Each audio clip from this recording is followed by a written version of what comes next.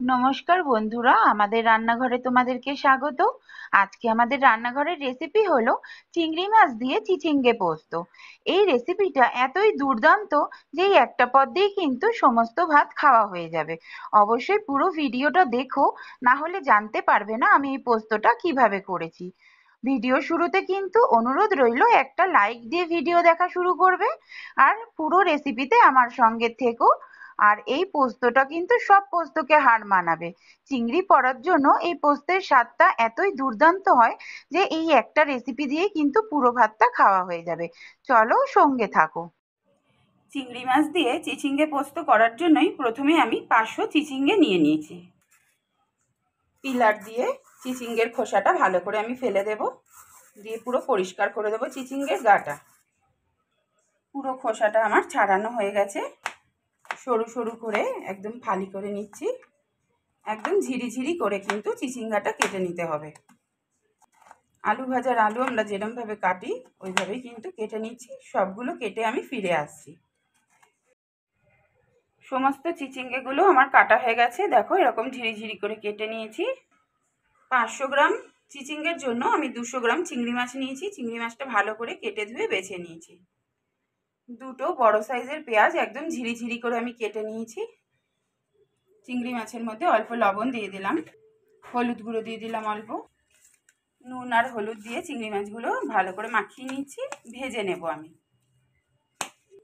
চিংড়ি মাছ ভাজার জন্য খুব বেশি তেল লাগবে না, তাই অল্প সর্ষের তেল কড়াইতে আমি গরম করে নিয়েছি। চিংড়ি মাছগুলো আমি ভেজে তুলে রাখবো। চিংড়ি মাছগুলো আমার ভাজা হয়ে গেছে, এই সময় তুলে নেব। এর থেকে বেশি ভাজা যাবে না, চিংড়ি মাছ বেশি ভাজলে শক্ত হয়ে যাবে। চিংড়ি মাছ ভাজার তেলের মধ্যেই আবার একটু সর্ষের তেল দিয়ে দিলাম, অল্প একটু কালো জিরে দিয়ে দিচ্ছি। কেটে রাখা পেঁয়াজগুলো ভালো করে হাত দিয়ে খুলে খুলে আমি দিয়ে দিচ্ছি। পোস্ততে আমার কালো জিরে ফোড়নটাই ভালো লাগে, তোমাদের যদি মনে হয় তোমরা 5 ফোড়নও দিতে পারো।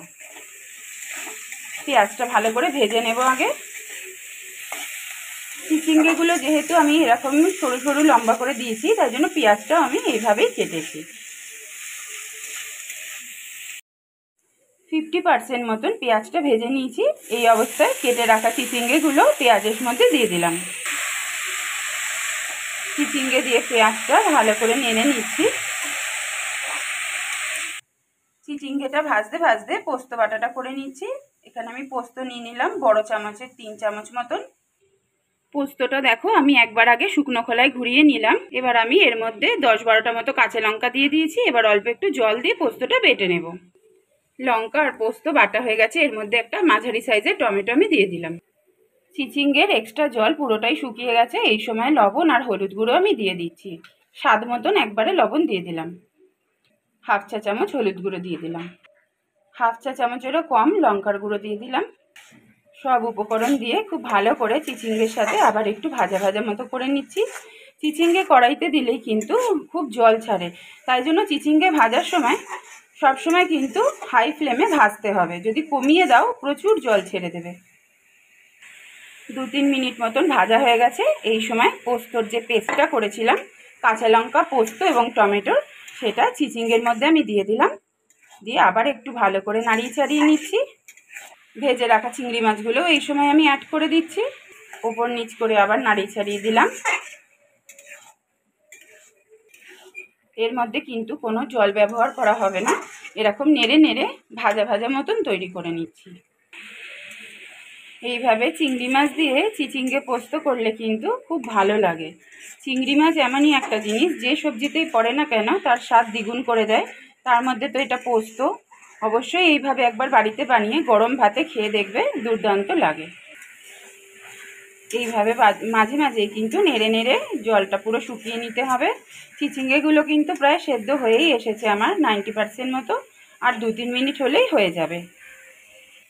দেখো পোস্তর জল কিন্তু এক্সট্রা পুরোটাই শুকিয়ে গেছে। আমার চিচিঙ্গে দিয়ে চিংড়ির পোস্ত রেডি হয়ে গেছে। আজ তাহলে এই পর্যন্তই। খুব শিগগিরই আবার অন্য একটা ভিডিও নিয়ে দেখা হচ্ছে। অবশ্যই কিন্তু এই পোস্তটা তোমরা বাড়িতে একবার ট্রাই করবে, করে আমার কমেন্ট বক্সে এসে জানাবে কেমন খেলে।